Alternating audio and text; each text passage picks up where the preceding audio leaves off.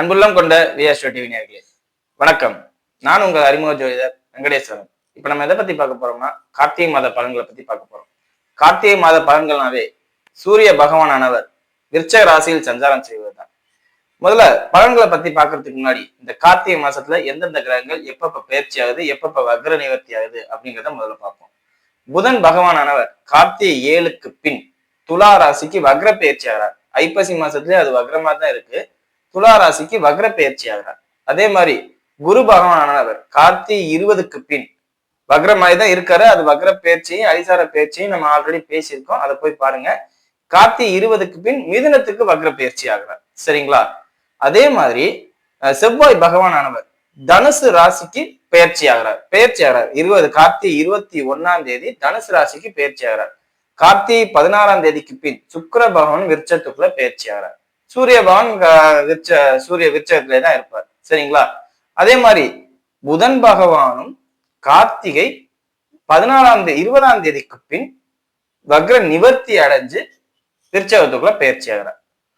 சனி பகவானவர் அதே மாதிரி மீனத்திலே தான் இருக்கார். ராகு பகவான் கேது பகவான் சிம்மத்திலையும், ராகு பகவான் கும்பத்திலையும் கேது பகவான் சிம்மத்திலையும் இருக்கிற மாதிரி அப்படியே இருக்காங்க. எந்த மாற்றமும் இல்லை. சோ இந்த காலகட்டம் தான் ரொம்ப முக்கியமான காலகட்டம். ஏன்னா அதிகப்படியான கிரகங்கள் பயிற்சி ஆகுறாங்க. ஒருத்தர் மேல இருக்கிற கீழே வர்றதும் கீழே இருக்கிற மேல போறதும்பாங்கல்ல படத்துல எல்லாம், அந்த மாதிரியான அமைப்புகள் இதான். அதிகப்படியான கிரக நகர்வுகள் ஒரே மாசத்துல நடக்கும் போதுல ஷார்ட் டைம்ல என்ன நடக்குதுன்னே தெரியாத அளவுக்கு திடீர் மாற்றங்கள் நிறைய நடக்கும். இது உலக ரீதியாவே நீங்க பார்க்கலாம். இப்ப அரசியல்ல நிறைய மாற்றங்கள் நடக்கலாம். திடீர்னு இப்படி மாறலாம், திடீர்னு அப்படி மாறலாம். பெரும் தலைவர்களுக்கு ஏதாவது ஆபத்து நேரலாம், கஷ்டங்கள் வரலாம். அந்த கஷ்டத்தால ஆட்சியே கவுந்து விழுகலாம். இத்தனை நாள் ஒண்ணு சேர்ந்து இருந்த நாடுகள்லாம் இப்ப தனித்தனியா பிரிஞ்சு போகலாம். நான் ஆளுமைக்கு என் ஆளுமைக்கு நீ வா, உன் ஆளுமைக்கு நான் வரேன் அப்படின்னு நாடுகளுக்கிடையே பிரச்சனைகள் மூலலாம். அதாவது ஒன்னா சேர்ந்து இப்ப ஒண்ணு இல்ல, பிரிக்ஸ் நாட்டோன்னு 2 பிரிஞ்சிருக்கு. அந்த நாடுகள் சேர்ந்த நாடுகளுக்குள்ள இப்ப பிரிக்ஸுக்குள்ள இந்தியா சைனா சேராதுன்னு தான் நமக்கு தெரியும். இப்ப திரும்பவும் இந்தியா சைனாக்குள்ள ப்ராப்ளம் கிரியேட் ஆகலாம். அந்த மாதிரி சொல்றேன். சோ சேர்ந்த நாடுகளுக்கும் சேர்ந்திருக்கிற ஊருக்குள்ளேயுமே பல பிரச்சனைகள் வந்து புதுசா மாற்றங்கள் நிறைய நடக்க போகுது. நிறைய விதமான மாற்றங்கள் வரப்போகுது. துணிச்சலான எடுத்த முடிவுகளுக்கெல்லாம் பயம் காட்டுற மாதிரி உள்ள சூழ்நிலை நடக்க போகுது அப்படிங்கிற விஷயங்கள்லாம் நடக்கும். சரிங்களா? இப்ப வாங்க 12 ராசிகளுக்கும் இந்த அமைப்பு, இந்த பலவிதமான பேச்சுகள் எந்த மாதிரியான மாற்றங்கள் கொடுக்கும் அப்படிங்கிறத பார்ப்போம். விருச்சக ராசி அன்பர்களே, ராசியிலே சூரிய பகவான் சஞ்சாரம் செய்கிறார். பொதுவா விருச்சக ராசினாவே சந்திரன் விருச்சகத்துல நீச்சமானது, அதுக்கு பேர் விருச்சக ராசி. அங்கே சூரியன் வரார். அப்ப இது வந்து கிட்டத்தட்ட ஒரு அமாவாசை மாதிரியும் குறிப்பிடலாம் இதை. அதாவது கோச்சார சூரியன் உங்க சந்திரன் மேல பயணிக்கும் போதுல உங்களுக்கு அமாவாசை அப்படிங்கிற மாதிரியும் இதை குறிப்பிடலாம். தப்பே இல்லை. சோ இந்த அமைப்பானது உங்களுக்கு மன குழப்பங்களை அதிகமா தரும். மன வேதனை இல்ல, மன குழப்பங்கள். என்ன செய்யறது ஏது செய்யறதுன்னு நிர்வாகம் பண்ண முடியாத தன்மை. ராசியில சூரியன் வராருனாவே நம்ம தான் ராஜா. அப்ப ஏற்கனவே இருந்த ராஜாவுக்கு பாதிப்பு, அப்ப தந்தைக்கும் பாதிப்பு. ராசியில சூரியன் வராருனாவே நம்ம தான் ராஜா, அப்ப ஏற்கனவே இருக்கிற ராஜாவுக்கு பாதிப்பு. வேலை பார்க்குற இடத்துல உங்களுக்கு மேலதிகாரிகள் கண்டிப்பா பாதிக்கப்படுவார். நீங்க அந்த மேலதிகாரிகளின் பொறுப்பை எடுத்து செய்யற மாதிரி ஒரு சூழ்நிலை வரும். இப்ப டீம் லீடரா இருக்கீங்க, ப்ராஜெக்ட் மேனேஜர் இருக்கார் ஒருத்தர். அந்த ப்ராஜெக்ட் மேனேஜரோட பதவிக்கு நீங்க போகலாம், ப்ரொமோட் ஆகலாம். அவருக்கு உடல்நிலை பாதிப்பு ஏற்பட்டதுனால அவரோட வேலைக்கு நீங்க போறீங்க அப்படிங்கிற அமைப்பு. இல்லாட்டி என்ன நடக்கும்? அவரு டெம்பரரியா லீவ் போட்டிருப்பாரா, அந்த பொசிஷனை இந்த ஒரு மாசத்துக்கு நீங்க பாப்பீங்க. கார்த்திகை மாசம் முழுக்க முழுக்க உங்க கண்ட்ரோல்ல உங்க ஆபீஸே இருக்கும் அப்படிங்கிறத சொல்லலாம். அதே மாதிரி வீட்டுல தந்தைக்கு ஆபீஸை மட்டுமே போக்கஸ் பண்ணக்கூடாது, ஏதோ ஒரு இடத்துல இந்த மாதிரி நடக்கும். சோ உங்களுக்கு மேல இருந்தவங்க உடல்நல பாதிப்பு ஏற்படுறதுனால நீங்க வந்து ஆளுமைக்கு வர்றது. குறிப்பா 10வது ராசின்னு சொல்லக்கூடியதுதான் சிம்ம ராசி. அந்த 10ஆம் அதிபதி ராசியில வந்து பலமா இருக்கிறதுங்கிறது தந்தைக்கு தான் அதிகப்படியான பாதிப்பை ஏற்படுத்தும். அதை கொஞ்சம் கவனமா பார்த்துக்கோங்க. அதே மாதிரி குருமார்கள், உங்களுக்கு நல்லது பண்ற குருமார்கள் இருப்பாங்கல்ல, நல்லது நடக்கணும், நல்லது பண்ணணும், நல்ல விஷயங்கள் செய்யணும். இது வந்து சூரியனால நடக்கல, குரு வக்ரம் ஆகுறது. 8ஆம் இடத்துல போய் வக்ரம் ஆகுது. 8ஆம் இடத்துல நார்மலா குரு இருந்தா பிரச்சனை இல்லை. வக்ரம் ஆகிறாருனாவே ஏதோ ஒரு பெரிய பாதிப்பு. குரு அதாவது நல்லது சொல்ல ஆள் இல்லம்பாங்கல்ல, எனக்கு நல்லது சொல்றதுக்கு கூட ஆள் இல்லாம போயிடுச்சா அப்படிங்கிற மாதிரி ஒரு சூழ்நிலை நடக்கும். ஸோ மனசை உறுதியா வச்சுக்கோங்க. எப்பவுமே துவண்டு போகாதீங்க. துவண்டு போனா எந்த ஒரு இதுவும் ரிசல்ட் கிடைக்காது. சக்சஸ் பண்றதுக்கு 1000 வழிகள் கிடைக்கும். யாராவது பக்கத்துல இருப்பாங்க, அவங்க உங்க கண்ணுக்கு தெரியாம இருப்பாங்க. ஏன்னா சந்திரன் நீச்சம் பெற்று சூரியனோட சேரும் போதுல சுத்தமா மனசுல அதாவது என்ன பண்ற பயம், இருட்டுக்குள்ள இருக்கிற மாதிரி பயத்துல இருப்பீங்க. சோ அந்த பயப்படாம நிதானமா இருந்தீங்கன்னாவே இந்த மாசத்தை நல்லபடியா ஓட்டிடலாம் அப்படிங்கிறத சொல்லலாம். குழந்தைகள் சம்பந்தப்பட்ட அமைப்பாலேயோ இல்ல பூர்வீக சொத்து சம்பந்தப்பட்ட அமைப்பாலேயோ குலதெய்வ வழிபாடு சம்பந்தப்பட்ட அமைப்பாலேயோ ஏதோ ஒரு பாதிப்பை நிச்சயம் நீங்க பார்ப்பீங்க. குழந்தைகளுக்கு மருத்துவ செலவோ இல்ல குலதெய்வ கோயிலுக்கு போயிட்டு வர்றதுனால அங்கனக்குள்ள நடக்கிற பிரச்சனைகள்ல நீங்க இன்வால்வ் ஆகுறதுனால வர பாதிப்போ இல்ல பூர்வீக சொத்து சம்பந்தப்பட்ட அமைப்பு இதனால ஏதோ ஒரு பாதிப்பு ஏற்படும். அதனால உங்களுக்கு கோர்ட்டு கேஸ்ன்னு கூட போகலாம். குழந்தையா இருக்கும் பட்சத்தில் ஹாஸ்பிட்டல், குழந்தை இல்லாம குலதெய்வ கோயிலோ இல்ல பூர்வீக சொத்தோ போகும்போதுல கோர்ட்டு கேஸுங்கிற மாதிரி போகலாம். ஸோ மொத்தத்துல கொஞ்சம் இந்த விஷயங்கள்ல கவனமா இருக்கணுங்கிறத தான் நான் சொல்வேன். கைக்கு வர பணம் வர மாதிரியே இருக்கும், வராமே இருக்கும்.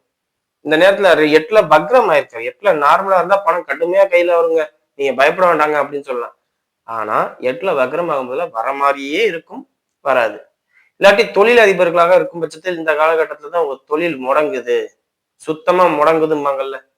என்னால எந்திரிக்கவே முடியல, என் தொழிலே நடக்க மாட்டேங்குது, எனக்கு பணமே வர மாட்டேங்குது, கடன் கொடுத்தவெல்லாம் திருப்பி தர மாட்டேங்கிறேன், அந்த மாதிரி அமைப்பு. இது யாருக்கு ரொம்ப ரிஸ்கா இருக்குன்னா கொடுக்கல் வாங்கன்னு சொல்லக்கூடிய ஃபைனான்ஸ் துறையில இருக்கிறவங்களுக்கு ரொம்ப ரிஸ்கா இருக்கும். கொடுத்த பணம் திருப்பி வராது, ரொம்ப யோசிப்பீங்க, ரொம்ப மனசை உழட்டிக்கிட்டே இருப்பீங்க. எப்படி என்ன ஏது இங்க என்னமா பண்றது, என்னமா செய்யறது, எப்படி பண்றது புரியலையே அப்படின்னு யோசிச்சுக்கிட்டே இருக்கிற மாதிரி உள்ள சூழ்நிலைகள்லாம் வரும். ஸோ அதை கொஞ்சம் பார்த்துக்கோங்க, சரிங்களா? மற்றபடி தாயாருடைய உடல்நிலைக்கு எந்த பாதிப்பும் இல்லை. 4ஆம் இடத்துல வக்ரமா இருந்தாலும் 12க்கு அப்புறம் வக்ர நிவர்த்தி அடைகிறார். ஸோ தாயாரால உங்களுக்கு ஒரு ஆதாயமே கிடைக்கும், ஏதோ ஒரு பிரச்சனையில இருந்து சொல்யூஷன் கிடைக்கும். அதே மாதிரி திருமணமானவர்களாக இருக்கும் பட்சத்தில் மனைவி விஷயங்கள்ல எல்லாமே ஆதாயமான பலன்கள் கிடைக்கும். தாயாரும் மனைவியும் உங்களை ஒரு ஒரு நிம்மதியான வாழ்க்கையை கொண்டு போவாங்க. பொதுவா மாமியார் மருமக அடிச்சுக்கிறனால உங்க நிம்மதி இத்தனை நாள் குறைஞ்சிருக்கலாம். ஏன்னா சனி வக்ரமாயி 3ஆம் இடத்தை பாக்குறாரு, 3ஆம் பார்வையா 7ஆம் இடத்தை பாக்குறாரு.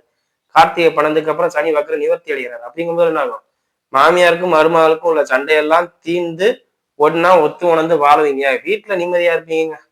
மத்த எங்க நிம்மதியா இருப்பீங்களோ இல்லையா, வீட்டுல நிம்மதியா இருப்பீங்க, அந்த சூழ்நிலை கிடைக்கும், சரிங்களா?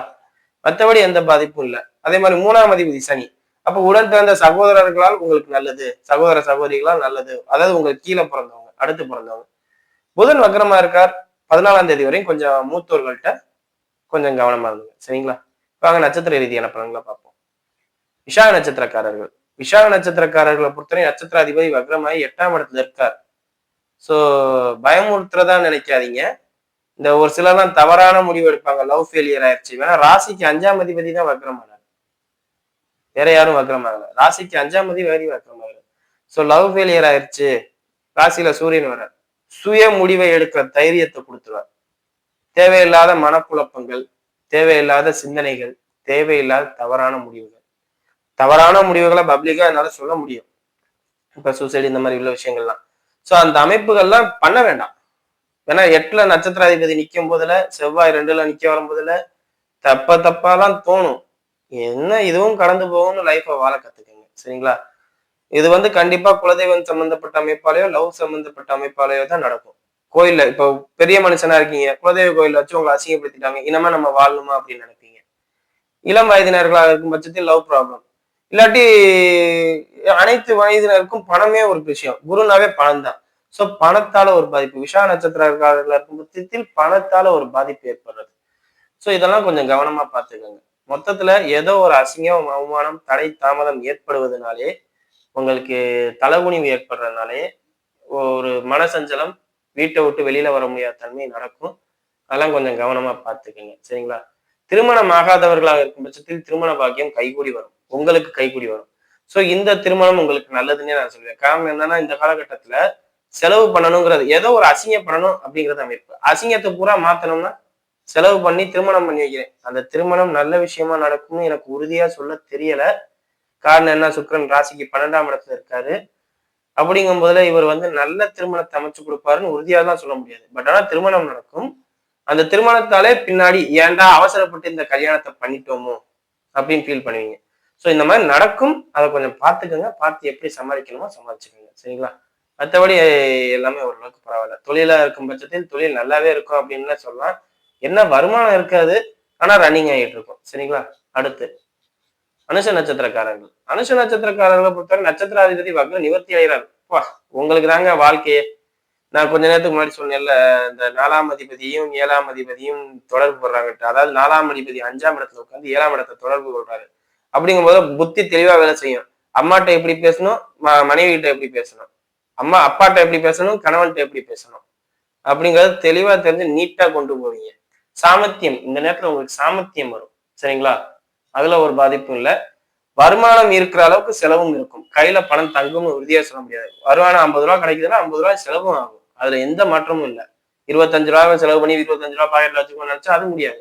பட் ஆனா ஈக்குவலா பேலன்ஸ்டா கொண்டு போவீங்க லைஃப அப்படிங்கிறத சொல்லலாம். உடன் பிறந்த சகோதர சகோதரிகள் நிச்சயம் ஏதாவது ஒரு வழக்கு மாதிரி உள்ள விஷயங்களை பார்ப்பீங்க. அப்ப பூர்வீக சொத்துல பிரச்சனை இருக்கு, குரு 5ஆம் இடத்துல வக்ரமா இருக்குன்னு சொன்னேன்ல, அந்த அமைப்பின் அடிப்படையில உடன் பிறந்த சகோதர சகோதரிகள் கண்டிப்பா வாக்குவாதமோ பிரச்சனையோ சண்டையோ போடுவாங்க, இல்லாட்டி கோர்ட்டு கேஸ்ன்னு போவாங்க. உடன் பிறந்த சகோதர சகோதரிகளா நீங்க இந்த வேலையை பார்க்கணும். அதாவது பூர்வீக சொத்தை பிரிக்காம இருந்தா கண்டிப்பா கோர்ட்டு கேஸ் ஆகுங்க. இந்த மாதிரி அமைப்புகள் வேணா குரு வக்ரமாயி அது 8ல இருக்குல்ல, அதனால இந்த விஷயங்கள் மட்டும் நடக்கும். இதனால ஒரு தலகுனிவும் ஏற்படும். சரிங்களா? வீட்டுல நல்லா இருப்பீங்க, ஜாலியா இருப்பீங்க, எந்த ப்ராப்ளம் இல்லை. வீட்டை விட்டு வெளியில வந்தா குடும்ப சொத்து அப்படிங்கிற விஷயத்துல கொஞ்சம் கவனமா இருக்கணும். அதே மாதிரி தொழில் சம்பந்தப்பட்ட விஷயங்கள்ல ஓரளவுக்கு பரவாயில்ல, நல்லா இருக்கும் லைஃப் அப்படின்னே சொல்லலாம்.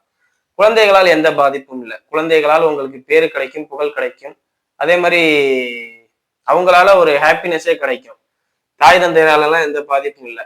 இந்த காலகட்டத்துல உங்களுக்கு பாதிப்புன்னு பார்த்தாவே பூர்வீக சொத்து சம்பந்தப்பட்ட அமைப்போல உடன் பிறந்த சகோதர சகோதரிகளா கோர்ட்டு வாசலை மிதிக்கணும் அப்படிங்கிற அமைப்பு, அதை பார்த்துக்கோங்க. சரிங்களா? வழக்கு சார்ந்த அதாவது பிரச்சனைக்குரிய இடங்களை அவங்களால மிதிக்கணும் அப்படிங்கிறது அமைப்பு. சரிங்களா? மற்றபடி எந்த பாதிப்பும் இல்லை. அடுத்தது கேட்டை நட்சத்திரக்காரர்கள்.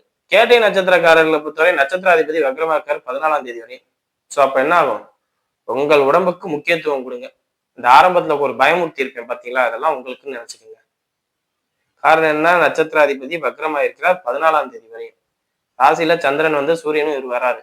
சந்திரன் சூரியன் உள்ள வராரு கோச்சார ரீதியா. அப்படிங்கும்போது தேவையில்லாத முடிவுகள், தேவையில்லாத வருத்தங்கள், தேவையில்லாத மன சஞ்சலங்கள், யாரும் உங்களை ப்ரெஷர் பண்ணி அதுக்குள்ள தள்ளல, நீங்களே உங்களை ப்ரெஷர் பண்ணி தள்ளிக்குவீங்க. உங்களை புடிச்சு தள்ளணும்னு அவசியம் இல்லை. நீங்களே போய் விழுந்துருவீங்க. கிணத்துக்குள்ள பிடிச்சி தள்ளணும்னு அவசியம் இல்லை, நீங்களே போய் விழுந்துருவீங்க. அந்த மாதிரி இருக்கும். சோ எந்த ஒரு விஷயத்திலையும் நிதானிச்சு போறது நல்லது. சரிங்களா? நிறைய செலவு பண்ணுவீங்க தொழிலுக்காண்டி. தொழிலை மேம்படுத்தணும், அப்படி பண்ணணும், இப்படி பண்ணணும் அப்படின்னு நினைச்சு பண்ணுவீங்க. சோ அந்த செலவை என்னை கேட்டா இப்போதைக்கு நிதானமா பண்றது நல்லது. காரணம் என்ன? இப்போ பிரயோஜனமான செலவு நீங்க பண்ண மாட்டீங்க. அனாவசியமான செலவுகள் தான் தொழிலுக்கு பண்ணுவீங்க. சரிங்களா? அதே மாதிரி கணவனா உங்களோட பார்ட்னரோட மாமியார் இந்த மாதிரி இருப்பாங்கல்ல, அதாவது மாமியார் ஸ்தானத்துல திருமணமானவர்களா இருக்கும் பட்சத்தில் மாமியாருக்கு இந்த காலகட்டத்துல உடல்நிலை பாதிப்பு ஏற்படும் அப்படிங்கிறதையும் சொல்லலாம். ஏன்னா சூரியன்கிறது 10ஆம் அதிபதி 7க்கு 4. சோ அந்த அமைப்பின் அடிப்படையில உங்களுக்கு இந்த காலகட்டத்துல அவங்களுக்கு உடல்நல பாதிப்பு ஏற்படுத்தும் அப்படிங்கிறதுல எந்த மாற்றமும் இல்லை. அவங்களாலே நிறைய பணம் செலவாகும் அப்படிங்கிறதையும் சொல்லலாம். சரிங்களா? மத்தடி ஓரளவுக்கு எந்த பாதிப்பும் இல்லை. உங்களுக்கு கோர்ட்டு கேஸ் இந்த மாதிரி போகணும்னு அமைப்பு இல்லை. ஆனா டாக்குமெண்ட்டாலேயோ பதிவு கையெழுத்து போட்டதுனாலயோ, ஜாமீன் போட்டிருப்பீங்க, இல்லாட்டி பணம் தர்றேன், நான் என்னை நம்பி பணம் கொடுங்கன்னு ஷியூரிட்டி கையெழுத்து போட்டிருப்பீங்க. இந்த மாதிரி பினான்சியலா ஷியூரிட்டி பாண்ட் போட்டிருந்ததுனால உங்களுக்கு பாதிப்பு வரும். பூர்வீக சொத்துல வருமா? அந்த மாதிரி எல்லாம் வராது. நீங்க புதன் நாசுக்கா எல்லாத்துலயும் அதுல எல்லாம் தப்பிச்சிருவீங்க. நண்பர்களுக்கு உதவி பண்றேங்கிற பேர்ல தான் மாட்டியிருப்பீங்க. கண்டிப்பா டாக்குமெண்டாலேயோ இல்ல ஷியூரிட்டி கையெழுத்து போட்டதுனாலயோ இல்ல வேற ஏதாவது புதன் ஆதிக்கட்டு ஒரு இல்லாட்டி ஒண்ணும் இல்ல, ஆபீஸ்க்கு போறீங்க, ஐடியா கரெக்டா வைக்காம வந்திருப்பீங்க, அதனால உங்களுக்கு பாதிப்பு. சோ இந்த மாதிரி ஏதாவது ஒண்ணு நடக்கும். சரிங்களா? மற்றபடி எல்லாமே ஓரளவுக்கு பரவாயில்ல, நல்லா இருக்கும். சரிங்களா? வீடியோ இப்பதான் ஃபர்ஸ்ட் டைம் பாக்குறதா லைக்ஸ் பண்ணுங்க, ஷேர் பண்ணுங்க, கமெண்ட் பண்ணுங்க. சேனலை மறக்காம சப்ஸ்கிரைப் பண்ணுங்க. வேற எதுவும் ஜோதிட ஆலோசனைக்கு கீழே உள்ள நம்பருக்கு கால் பண்ணுங்க. நன்றி.